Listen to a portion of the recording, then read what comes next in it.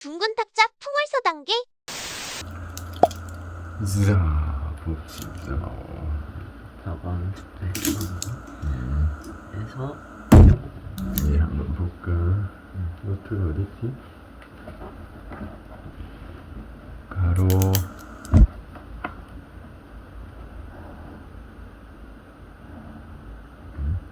인수가 본 적 있으니까 가로가 50 숫자는 숫자를 그냥 아빠 편한 대로. 자, 이렇게 있는데 원기둥의 전교도를 그리고 붙여 원기둥 모양의 상자를 만들려고 합니다. 밑면에 반지름을 미라는 7,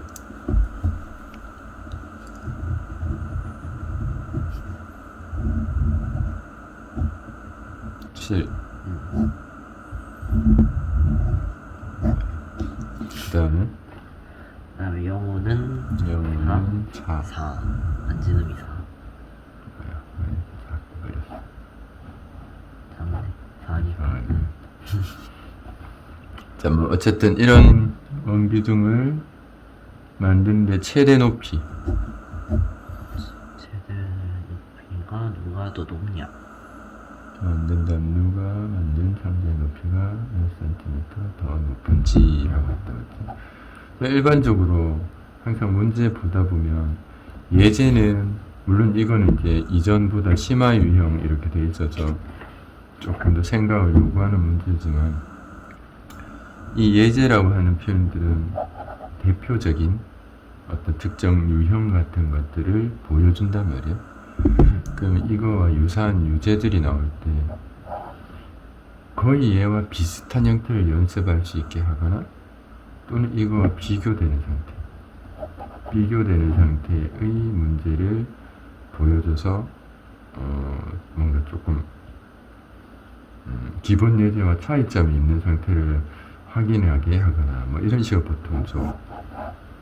그럼 연습 문제에서는 유사 유형의 또 그것과 조금 더 발전된 또는 생각을 요구하는 고난도 문제 이런 게 섞여서 테스트를 하겠지. 그래서 일단 위에 있는 표현에서는 가로가 42, 세로가 30에서 반지름이 5인 했더니 지금 그린 것 같은 표현으로 높이를 선택을 했었던 거다, 맞지? 근데 여기서도 최대한 높은 거니까 저건 가로의 높이다. 그거와 같은 방법으로 썼는데 틀렸던 거지. 그렇지. 이거는 돼. 이거는 같은 형태로 또 다른 표현으로 같은 건 아니지만 비슷한 방법을 써서 그래서 같은 방법, 같은 사고로 이렇게 얘를 진행을 시켰는데 틀렸단 말이지. 즉 기본적으로 처음에 했던 표현이 7이니까 지름이 되는 14 맞나? 지름 여기도 14 하고 남는 이쪽 공간에 대한 길이를 왜 선택을 했었던 거지. 그게 몇이었지? 22 22였나? 맞나? 지름 곱하기 3 그래서 22 이렇게 하나? 28을 뺐더니 22 이 생각을 했고 아니다. 것 같은데 28 28이 아니잖아. 28 맞죠? 14 곱하기 3은 해야 되지 않아? 아니 14 맞지? 그래서 22를 썼던 거고 그 다음에 하나는 여기가 8에서 16을 빼서 34를 그렇지. 했었고 그래서 이 34와 22의 차이로 답을 12 선택을 했었는데 틀린 거. 틀렸던 거지.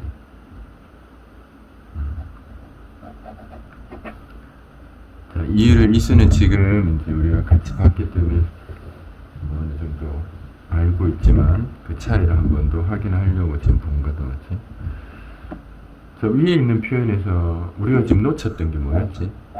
이수는 한번 풀이를 하고 또 답안을 보면서 당연히 당연히 답안을 보고 참고를 해서 자기가 놓친 것들을 확인하고 또 부족했던 것들은 그러니까 예제와 달랐던 어떤 특수한 비교할 수 있는 문항이든 내용이 새로운 게 나오거나 하면 누적해서 머릿속에 넣어놔야 된다는데 그런 과정을 했었다 맞지?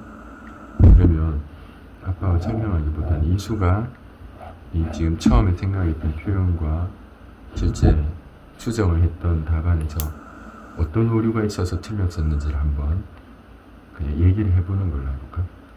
응, 어땠지?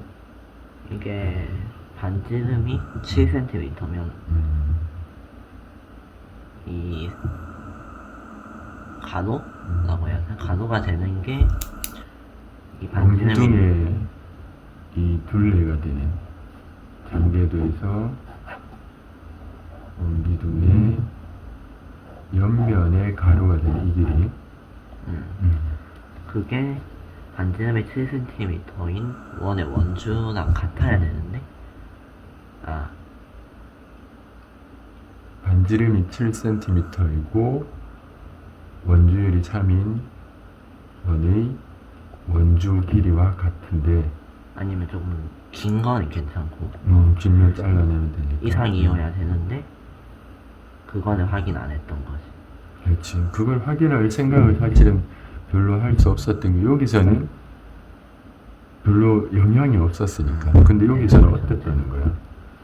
밑면이 7이고 밑면에 반지름이 7이고 그 다음에 원주가 3인 상태이면 14, 2파이 해서 14 곱하기 3 했더니 42라는 요 옆면의 가로 길이가 필요했던 거지.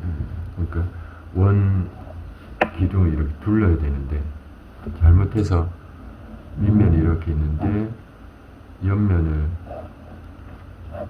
둘러면 딱 맞아야 되는데 옆면이 예를 들어 요만큼 오고 뒤쪽에서 와서 요만큼이 부족한 상황들이 생길 수 있는데 이러면 안 되니까 맞지? 그래서 확인했더니 42였는데 얘는 36이었던 그래서 실제 원기둥 상자 여기가 다 닫혀있는 옆면이 되는 원기둥 상자가 만들어지지 않는다는 거였지. 가장 높이가 높게 해석이 되는. 그래서 어떻게 했지? 그래서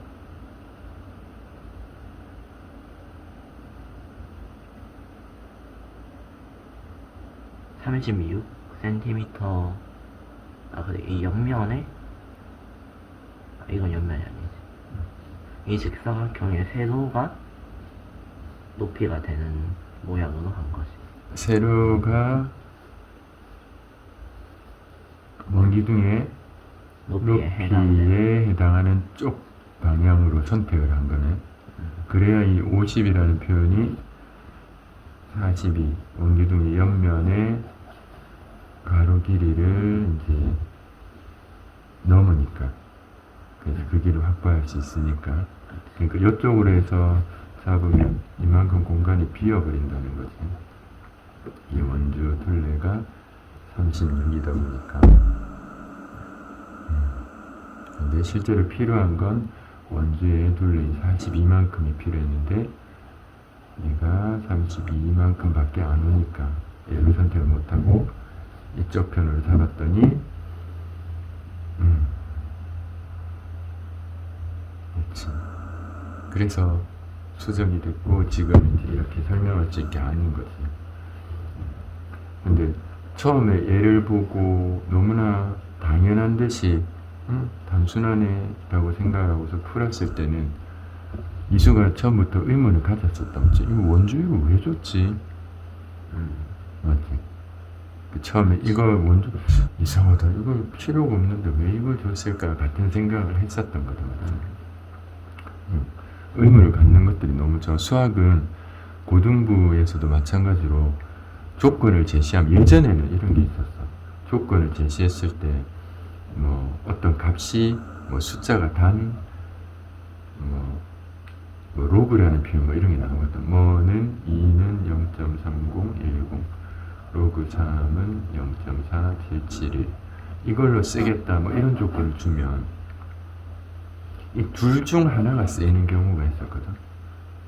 근데 어느 해부터는 무조건 필요한 조건만 딱 주는 거야. 그래서 로그 2라는 나중에 그냥 어떤 수치가 표현할 때 이런 게 나오거든. 표현이 필요하다 그러면 얘만 줘.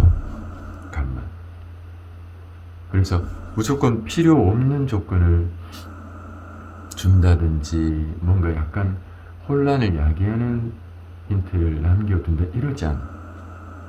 문장에서도 하나의 쉼표가 있는 부분이나 맞춤표가 있는 부분에 그 문단과 문장 같은 표현에서도 무조건 최소한 하나의 힌트를 줄 수 있는 상태로 문제를 만들고 제시를 해주거든. 그럼 우리는 이 표현이 왜 있었을까라는 의문을 가졌을 때 그 표현이 쓰이지 않는 상태가 되지 않을 거라는 생각을 해주면 아무래도 쉽게 답이 나왔을 때 이상하다 뭔가 다른 뭔가가 있는 것 같은데 이렇게 의심이라도 할 수 있겠지. 이런 걸 보고서 이수가 그때 왜 줬지 같은 생각을 했던 거 그 다음에 고민을 하고 실제 답이 맞는데도 이수는 처음에 고민을 했었잖아, 맞지? 근데 여기는 쓰일 일이 없었기 때문에 쓰일 일이 없었다보다는 확인 정도에서 끝났었기 때문에 별로 필요가 없어서 넘어갔다가 여기서 같은 방법을 썼는데 당연한 거야. 너무 잘한 거야. 배운 것처럼 하는 것이 제일 우선이거든. 그거에서 조금이라도 다른 비교할 수 있는 다른 차이가 있는 표현이 주어지거나 또 뭐랄까 예상하기 곤란했던 표현이 주어지면 당연히 그것에 대해 의문을 갖고 조금은 생각을 하는데 시간이 걸리고 하는 게 당연해.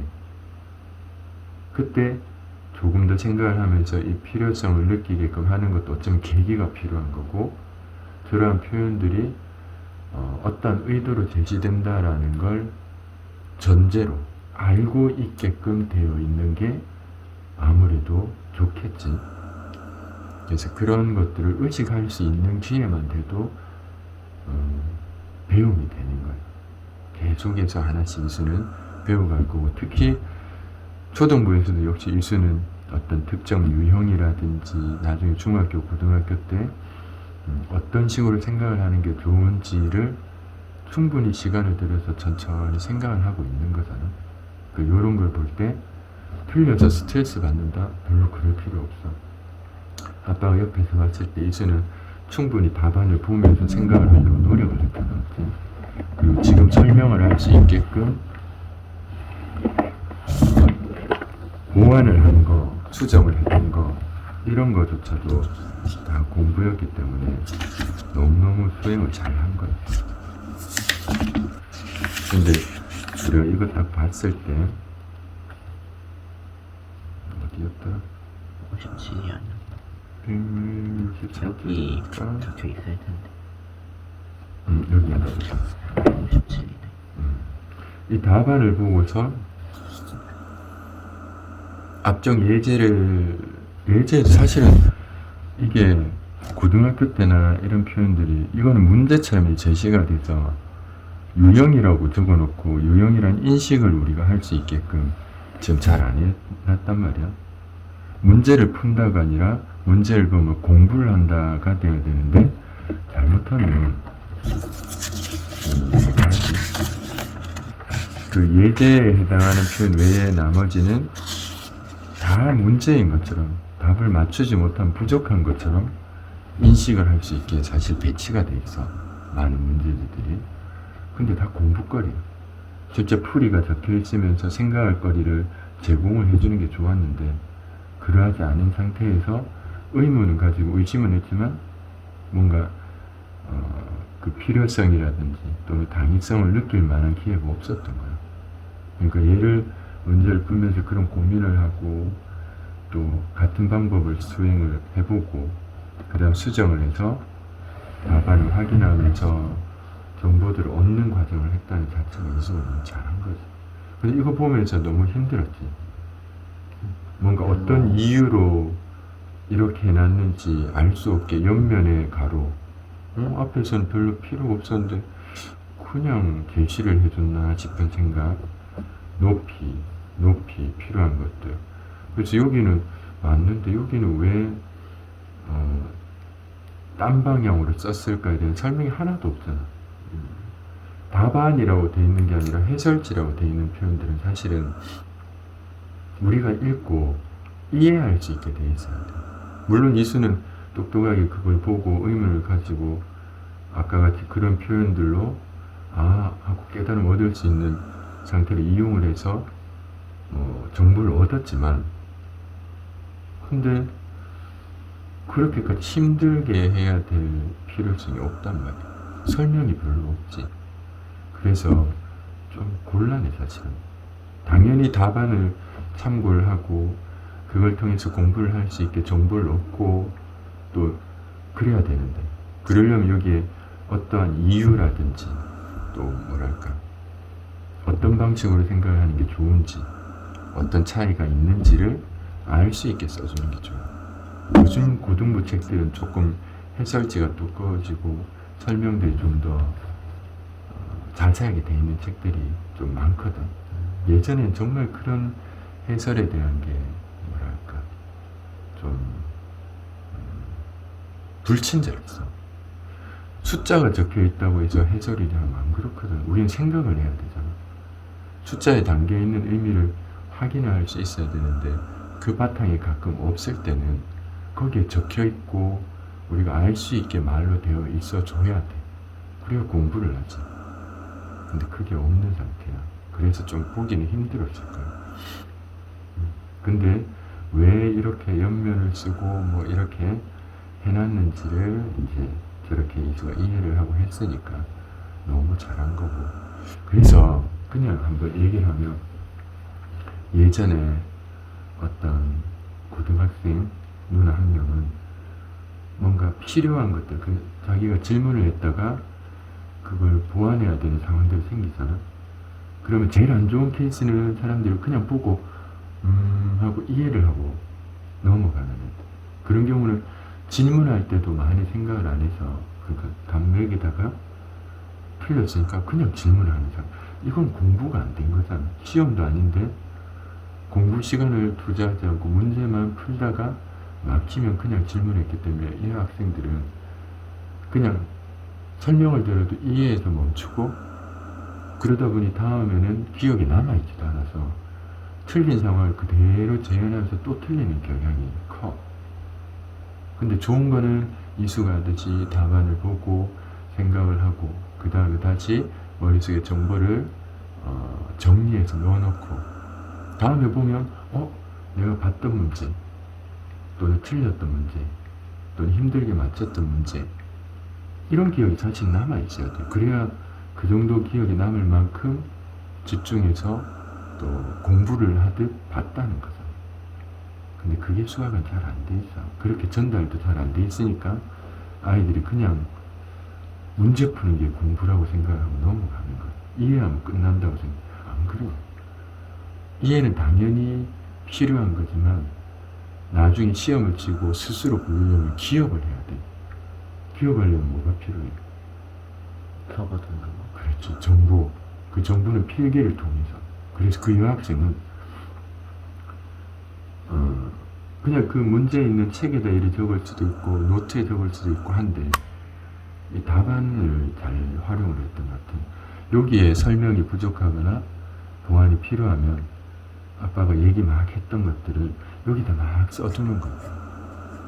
그러니까 그 학생은 딴 걸 보려고 하다가 그 문제를 다시 풀어보거나 시험을 대비해서 이럴 때 필요하면 딴 데서 막 그때 어떻게 했더라 이걸 찾는다고 고생을 하거나 이러지 않고 답지에 적혀있는 설명을 다시 볼 수 있는 상태로 정리가 되어 있는, 그 괜찮은 것 같더라고. 그런 것도 물론 많은 학생들이 선택하듯이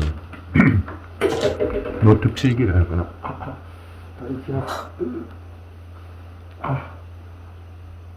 종아리 종아리가 금방 뭉쳤어. 아파.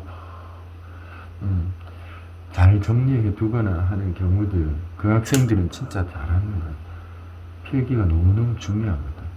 정보가 있어야 다시 볼 수 있으니까. 기억이 그렇게까지 시험을 치기까지 뭐 2달 이상 이렇게 가지 않을 가능성도 높고, 선생님이 전달한 모든 정보가 다 머릿속에 들어가기는 힘들단 말이야.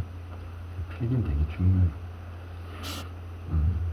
그래서 아무 때나 썼다고 어디 썼는지 모르거나 그 순간만 열심히 하는 것처럼 하고 다음에 안 보거나 잃어버릴 필요가 없겠지. 제가 뭐 말하려고 했던 거는 그 여학생이 해설지를 참고했던 방법도 괜찮았던 것 같고, 이게 너무너무 힘들게 되어 있어. 근데 그걸 잘 이해한 이수도 참 대단한 거고, 대신에 항상 얘기했듯이 답안이나 문제를 혼자 고민하면서 보는 시간이 너무 긴 것도 좋지 않아. 그렇게 말했었지. 한 10분 이상, 또는 고등부 같으면 긴 문제를 한 30분, 40분 이렇게 볼 수도 있겠지만, 실제로 풀이하는 시간이라는 게 있기 때문에 그 시간을 초과해버리면 답안을 참고하거나 또 선생님한테 설명을 듣거나 해서 조금 더 효율적으로 시간을 쓰고 자기 머릿속에 없는 정보를 빨리 받아들이는 게 더 시간 활용을 잘하는 거거든. 스트레스도 적고, 별 생각 없이 막 무조건 정리되지 않은 질문을 하는 건 안 되겠지만, 그래서 너무 스트레스 받지 않게, 너무 한두 문제를 오래 붙잡고 있지 않게, 그것도 잘못 연습이 되면 나중에 자기는 공부한다는 의식은 들지만 실제로는 공부하지 않는 시간 낭비가 되는 경우가 되게 많아. 어떤 의미인지 다 알고 있지? 그래서 얘는 조금 다른 차이를 보였어서 아까처럼 이제 확인을 했었고, 그럼 역시 거의 끝났다 맞지? 좀 다른 유형들이 있는지 그 차이들을 보면서 어떤 문제들이 나오는지 다시 한번 정리해볼게. 얘는 이제 앞에서 연습들을 했으니까 조금은 시험 치듯이 한 문제에 걸리는 시간 같은 걸 잘 생각하면서 한번 쭉 풀어보는 게 좋겠다. 물론 그게 끝나면 또 틀린 것을 다시 확인을 하고 해서 공부 자료로 활용을 하는 걸로 넘어가면 되는 거고, 일단은 뭐 얘는 시험 치듯이 한번 과제할 때 해보면 되겠네. 자, 어떤 내용이 있는지 한번. 원 기둥이나 원뿔에 대한 정의에 합당한 걸 찾는 거. 앞에서 봤던 표현들이다 맞지? 설명에 대한 거, 기본적인 정의나 개념에 대한 표현을 그대로 질문을 했고, 자, 아직은 뭐 특별히 다른 거 없지?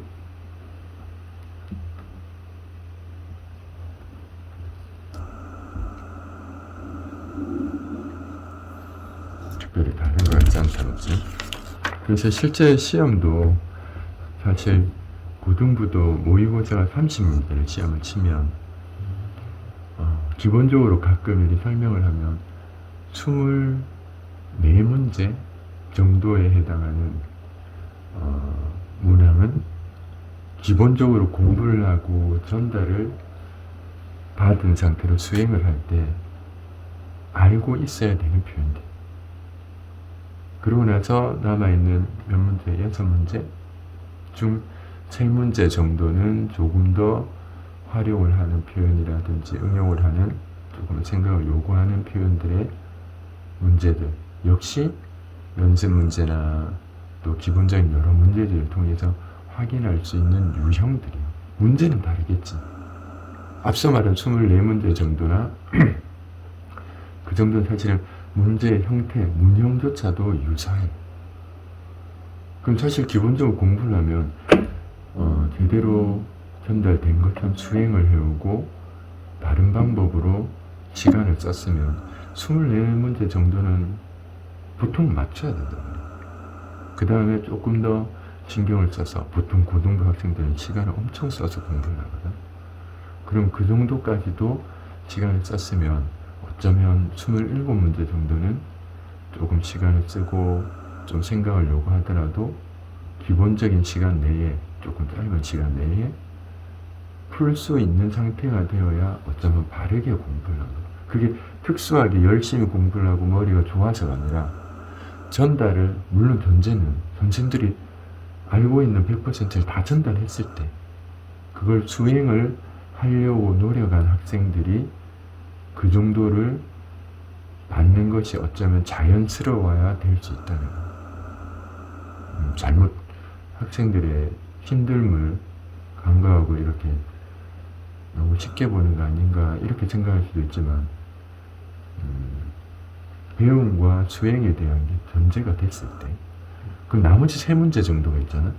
그 남은 세 문제 정도는 그중 한두 문제는 실제로 새로운 유형일 수도 있어.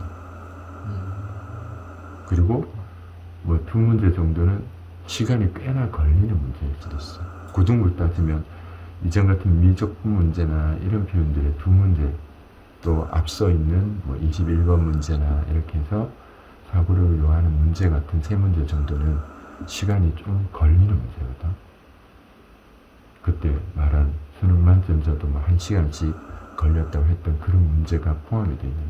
그럼 그거는 문제를 배우면서 풀면서 공부를 해서 확인할 수 있는 표현이라기보다는 이수가 지금 하듯이 한 문제에 걸릴 수 있는 시간에 대한 인지, 그걸로 인해 참을성이 있거나 써보는 연습이 돼서 조금 더 생각을 유지하고 이어나갈 수 있는 연습이 돼 있거나, 또 그러기 위해서 그림을 그린다든지 보조적인 뭔가 행동이 필요하다, 움직임이 필요하다는 걸 알고 연습을 해온 학생들이 풀 엄두라도 나는 거지. 시도라도 해보는 거야. 그러지 않으면 기본 문제를 풀고 설명을 듣고 이해를 하고 시간을 그만큼 쓴다고 해서 당연히 앞서 문학 말했던 것처럼 풀 수 있는 상황은 아닐 수 있어. 지금도 보면 그렇잖아. 고난도 문제 같은 표현들이 몇 개 있지만 대부분은 좀 쉬운 기본 문제, 그거에서 조금 더 생각을 해야 되는 문제, 그 다음 난이도가 조금 있는 문제, 이런 식으로 되어 있다. 근데 유형이 다르면 아까 말처럼 한 문제 정도에 해당하는 새로운 유형이면 또 뭔가 고민을 하면서 뭔가 해봐야 되겠지. 그 시도를 하는 거에도 참을성이 필요하고 또 그러니까 시간이 듬을 견딜 수 있는 능력도 필요해. 자연히 그걸 타고났으면 좀 좋겠지만 모든 학생이 타고났기 때문에 공부를 잘하거나 100점을 맞거나 이런 건 아니거든. 우리한테는 시간이 엄청 길게 있었잖아. 초등부 6년, 중등부 3년, 고등부 몇 년의 시간. 근데 그걸 하루하루 똑같은 상태로 쓴 사람들이 그게 훈련이 되느냐, 안 그래. 그 기간을 인지하고 차분히 천천히 바탕을 만들어 온 사람이 새로운 지식이 들어왔을 때 그걸 활용할 마음가짐이나 또는 능력치가 좀 매연이 돼 있는 거지. 그렇지? 그러니까 우리는 충분히 그 시간을 써야 된다. 그럼 기본적으로 유형이 같은 것들은 최대한 맞출 가능성이 높게, 그것도 정확도가 높게. 거의 똑같은 생각을 했는데 어떻게 하다 틀렸다. 그게 반복이 되면 실수가 아니라고 했지. 그건 그러할 가능성, 그 결과가 나올 가능성의 행동이 연습이 되어서 습관처럼 나오는 거야.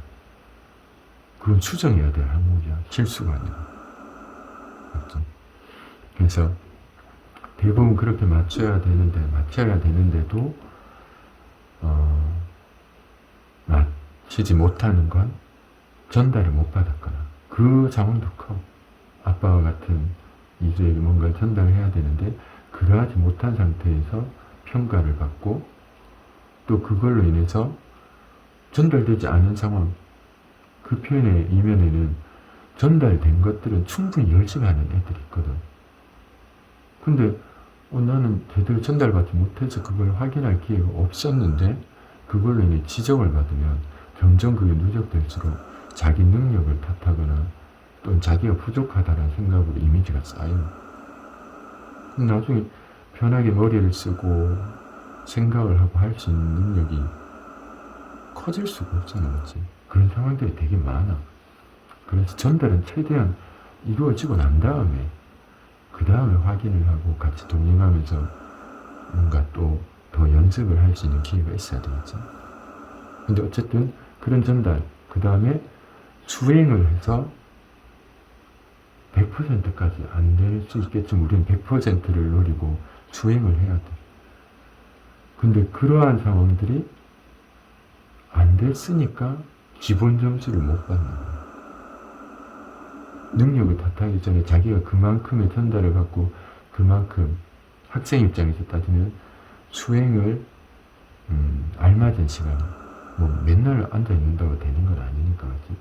알맞은 시간에 전달된 정도를 쌓여서 힘이 들지 않은 상태로 빨리빨리 쳐내서 확인해 왔는지에 대한 평가입니다. 그래서 기본적으로 그만큼씩 안 되니까 기본 점수가 안 될 수 있고, 또 방법적인 전달이나 방법적인 수행이 제대로 안 돼서 아까 말한 몇 문제 남아있는 표현들이 또 완수가 안 될 수도 있고, 또 고난도 문제들은 지식 전달 외에 지금 바탕 전달이 훨씬 크잖아, 맞지? 우리가 알아야 되는 전제들, 생각을 하기 위해 필요한 것들. 지식은 사실 얼마 안 된단 말이야. 맞지? 개념, 이론 이런 거. 그래서 그걸 인지를 하고서 할무를 내 한두 문제, 고난도 문제를 채우는 상황이 돼야 되는데 그게 사실 잘 안 돼. 학생 입장에서 따지면 제일 큰 탓은 수행이 제대로 안 되고 있을 수 있다. 문제는 풀지만 공부는 하지 않는. 그치? 그런 생각들을 자주 하고 어떤 문제가 나오는지, 내가 배운 표현들인지 조금은 배우지 않은 상황이어서 다시 또 공부를 해야 되는 항목인지, 그런 것들이 더 빨리 많이 습득이 돼야 공부를 하는데 좀 편하니까. 그래서 여기서도 역시나 앞부분은 조금 더 빠른 시간 내에 알고 있는 표현들이 적용이 되는지를 쭉 봐야 돼. 시간은 뒤쪽 몇 문제에 조금 더 배치를 해야 될 거고, 정확도 높게 틀리지 않는 것에 대한 신경도 쓰면서 봐야 되는데 많이 다른 문제가 없지?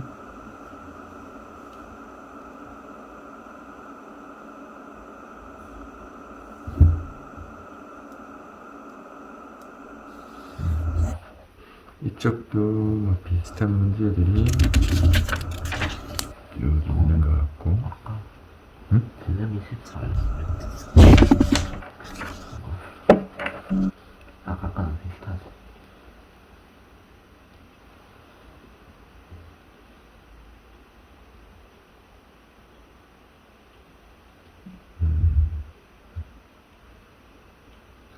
거의 같은 수도 나왔네. 근데 고난도 유형에 나왔던 표현 같은 문제들이 보이진 않는다, 맞지? 치마 아까 그거? 여기 나오나? 전부 비슷한 표현들. 쉬운 문제를 푼다고 해서 집중도나 이런 게 떨어지면 안 돼.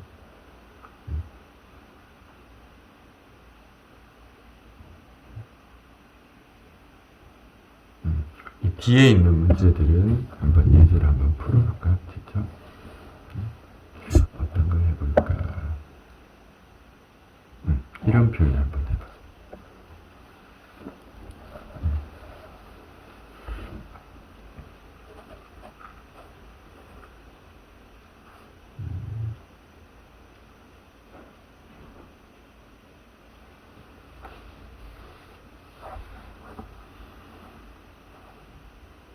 이걸 든 애가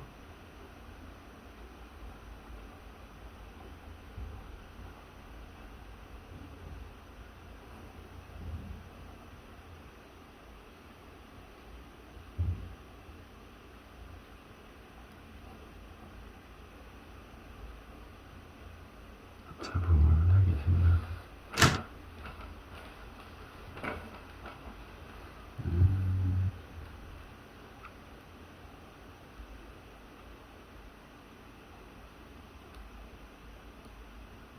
비교과가 있지.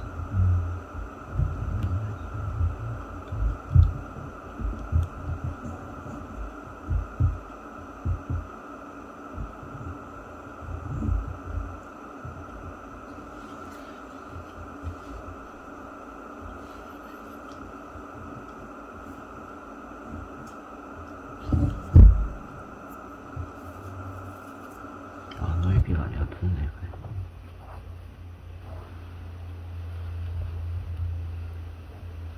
이건 X가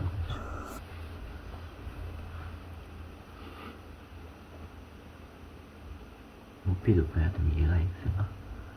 그런 거 상관. 이수가 선택하고 있는 문자 그거만 인지하고 있으면 되니까.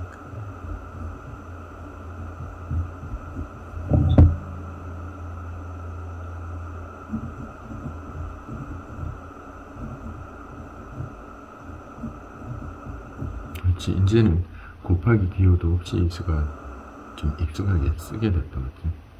너무 잘 썼어. 그 양변 2 같은 걸로 나눠버리면 되겠지. 동시에, 항상 동시에. 그렇지.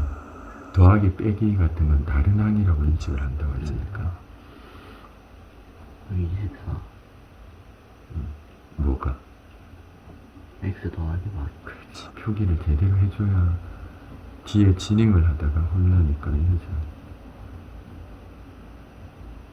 X 더하기 Y가 24고. 하나의 힌트는 하나 이상의 정보를 그렇게 이용을 해줘야 돼. 두 번째 힌트도 높이와 밑면의 지름이 같대. 밑면의 지름.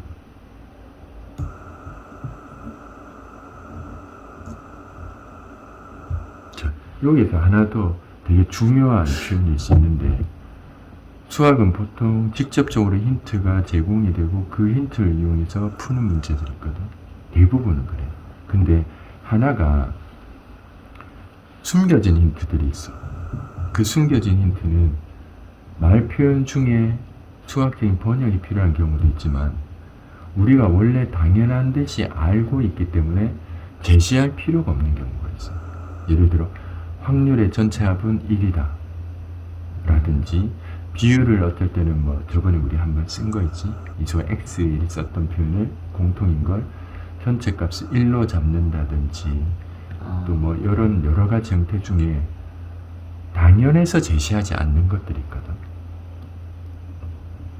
여기서도 저 두 번째 표현에 대한 게 높이와 밑면의 지름이 직접적으로 연관되지 않으니까 힌트로 분명히 제시를 해줄 건데, 밑면의 지름과 연결되는 어떤 개념이 옆면의 가로와 연관되는 표현이 그렇지 있는 거지. 근데 그런 표현들은 제시를 할 수도 없을 뿐더러 좀 뭐랄까 직접적으로 말을 못 해줘. 우리가 알고 있어야 되는 정보, 그게 기억된 정보고 내가 먼저 예상을 하고서 이런 정보를 이용해서 써먹어야지. 여기서는 그런 형태와 어떻게 연관이 될까라고 생각해 두지 않으면 숨겨진 힌트는 내가 여기서 직접적으로 뭔가 이렇게 자극을 안 주기 때문에 내가 의도하지 않으면 뭐랄까 연관성이 없는 표현을 갑자기 꺼내기가 힘들어. 수학은 그런 것들도 있거든. 그런 것도 생각을 해줘야 돼. 자, 지금 이수가 잘 대답을 해준 그 표현이에요.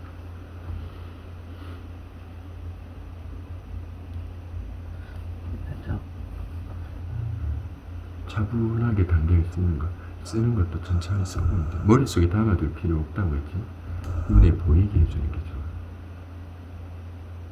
왜 필요한지 모르겠는데 일단 하이 말고 4학생. 이럴 때 단계 같은 거나 해석에 구분이 필요하면 번호 같은 걸 써주는 것도 되게 좋아. 1단계, 2단계 그렇지. 하나하나가 되게 사소하고 개인적인 거지만 그게 나중에 혼란이 오게 만들거든. 나중에는 너무 자연스럽게 쓰게 되니까.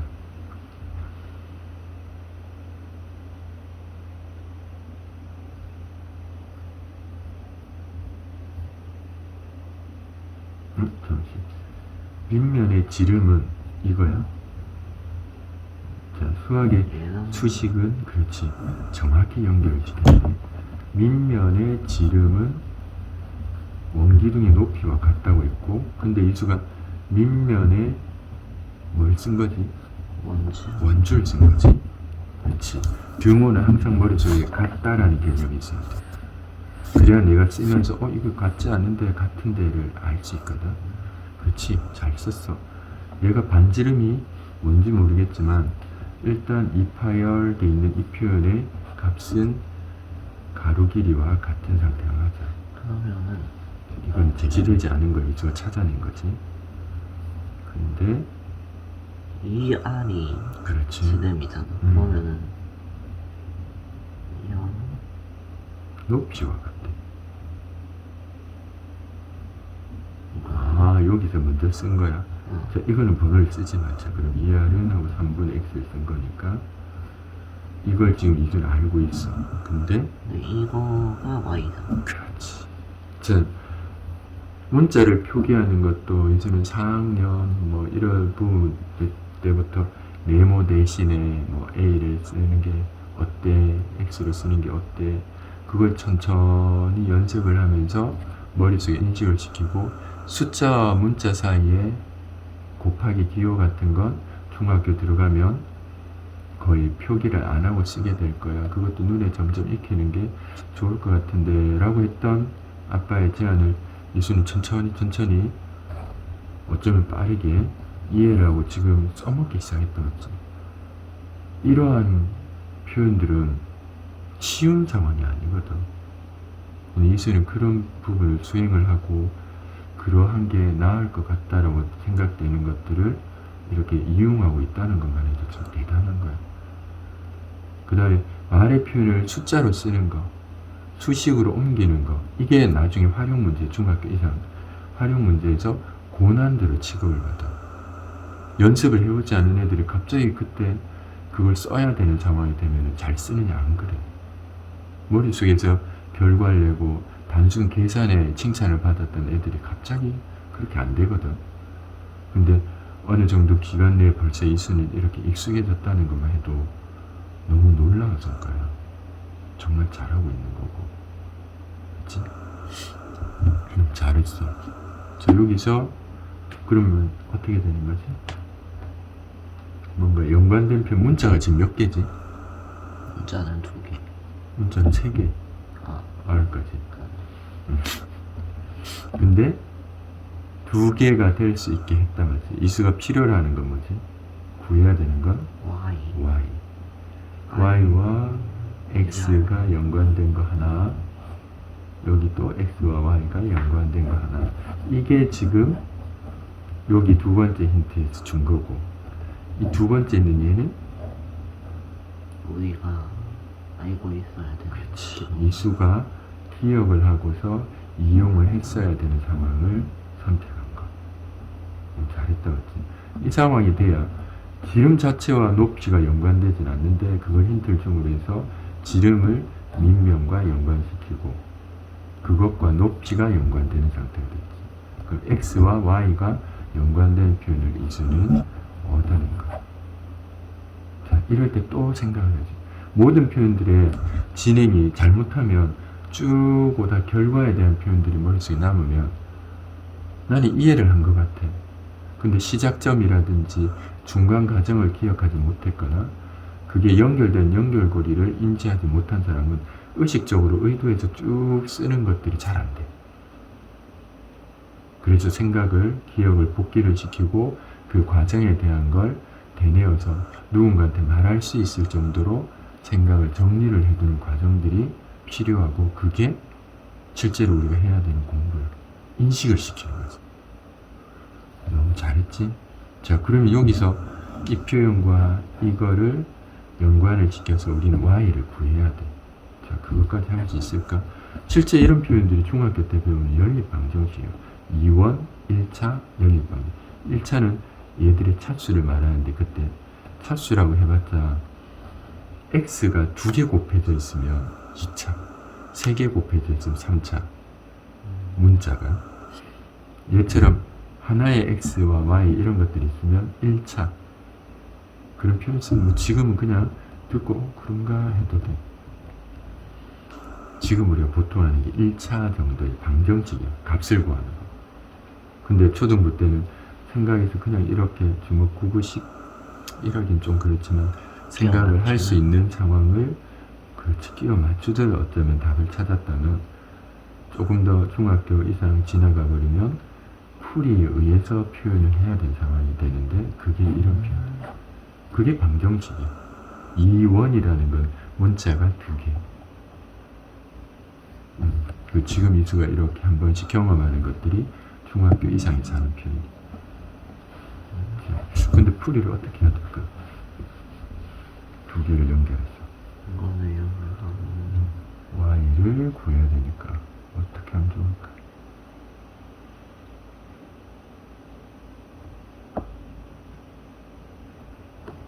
이게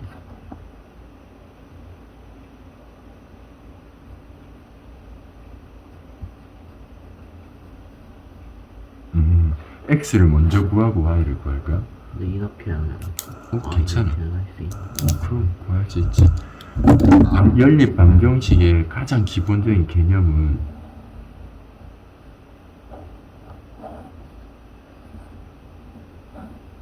한 문자를 없애는 거야. 3원, 그러니까 문자가 3개가 4개가 되든 어쨌든 식은 그 수만큼 주어져서 값을 구하게 하는 게 방정식인데 문자를 하나씩 없애는 거지. 자, 여기서 이수가 선택한 방법은 y는 없애.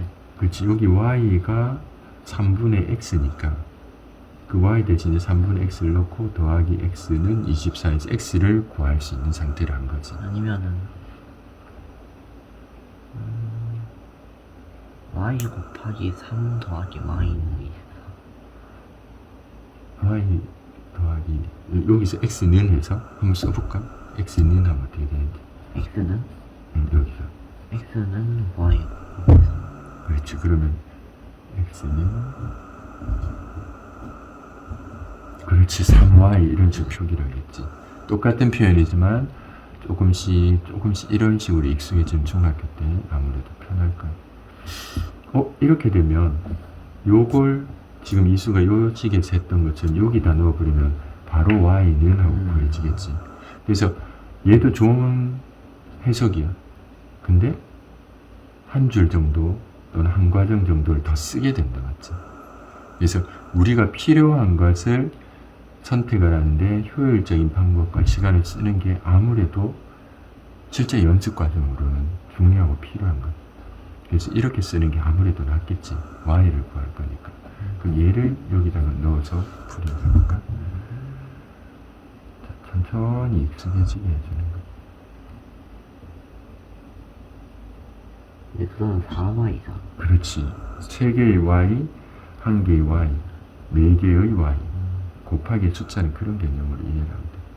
그 y만 남기려면 양변을 그렇지 4로 나눠주는. 여기인가? 자, 다른 표현을 이용해서 풀 수도 있을 걸.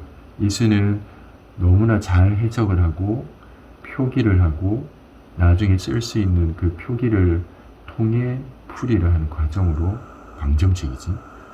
답을 얻었어. 지금은 조금 힘이 들 수 있지만 조금 더 생각을 하는 기회가 되고 생각을 하는 시간으로 시간을 썼고 나중에 예상하고 또 나중에 배울 것들에 대한 연습이 되게끔 쓴 거야. 너무 잘한 거야. 답안을 한번 볼까?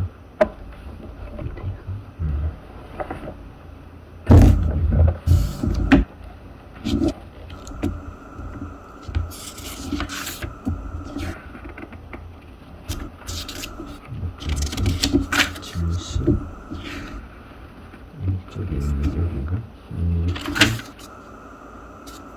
자, 여기 어떻게 설명이 되어 있는지. 원기둥의 밑면의 지름을 네모라고 자, 나중에는 x라고 y라고 이승 y라고 썼지. 그 표현을 네모라는 표현을 썼어. 옆면의 가로는, 자, 옆면의 가로를 왜 써야 되는지에 대한 표현이 없지. 나도 그냥 곱하기 3이나 그래서 어떤 생각을 할 때 저걸 보고 우리는 생각을 해줘야 돼. 설명이 잘 돼 있으면 이유가 적혀 있으면 좋겠지만 그걸 탓하고 있을 수는 없는 거잖아. 저런 걸 통해서 생각을 하는 거지. 그래서 왜 저걸 썼지 참고서 일단 밑에까지 보는 거야. 는 지름 곱하기 3이라는 표현을 썼겠지. 세로는 밑면의 지름과 같은 네모입니다.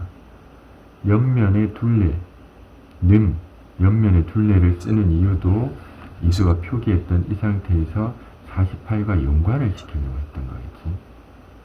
그러니까 네모라는 표현도 사실은 거슬리고, 또 이유가 없는 상태의 표기를 여기서 같으면 이수가 세 개의 과정으로 이해를 할 수 있는 걸 말로 그냥 이렇게 연결시켜 놨기 때문에 자칫하면 공부를 할 때 이게 한 번에 결과를 얻는 것처럼 돼버려. 근데 그러하지 않거든. 표기를 이렇게 연속적으로 써놨지만 세 개의 과정을 통해 또 어떤 목적을 가지고 써놓은 거예요. 근데 이걸 보고서 혼자 공부를 하는데 저걸 보고서 공부가 되겠느냐? 별로 잘 안 돼. 정보도 잘 전달이 안 될 거고. 그 엄마 아빠가 그런 부분들에 예를 들어 전공자가 아니거나 하다면 전달하기도 쉽지 않겠지. 근데 학생들은 어디서 어떻게 공부를 하는 그런 거야? 학원을 다니거나. 근데 그것도 참 좀 뭐랄까, 물론 선생님들이 잘 전달을 해주시겠지만 표현들이 좀 그렇지. 훨씬 근데 줄 수는 적은 것 같긴 하지만 이 수는 조금 더 힘이 들 수도 있고 하지만 그 사고를 나중에 필요한 상태로 한 거니까 너무너무 잘한 거야. 잘 참고 잘 수행을 하고 있어줘서 참 고마운 거지. 근데 많이 일단 뒤에 있는 표현들도 이제 조금 생각을 하면서 한번 풀어보고, 자, 이렇게 본 문제들은 어쩌면 앞에와 표현이 다르고 조금 더 생각을 요구하는 것들이라 같이 보는 걸 거잖아.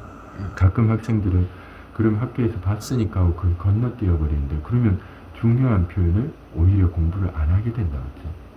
그러니까 꼭 나중에 문제를 풀기 전이나 푸는 중에 이런 표현들을 보면 그때 또 지금과 같이 쭉 쓸 수 있는지 머릿속에서 생각을 정리하는 시간을 좀 갖는 게 좋아. 가져야 되겠지. 그래야 중요한 표현들을 공부를 할 수 있으니까. 자, 일단은 한 번만 과제하면 되지. 그러면 여기까지만 하고 월요일 날은 어떡할까? 중간선을 봐야 돼. 중학교 책하고도 한번 골라서 사고. 방학이니까 좀 쉬었다가 하든지. 어쨌든 이것도 그 다음에 하고 보충도 사실 있는데 맞지? 이건 아니면 학력평가 근처에. 아, 학교에서 또 시험 친다고 했지? 교과서는 안 들어가. 영재 그거는 뭐 따로 얘기 없었어? 그냥 비교. 학교 가면은 또 다시 얘기를 하거나. 그전에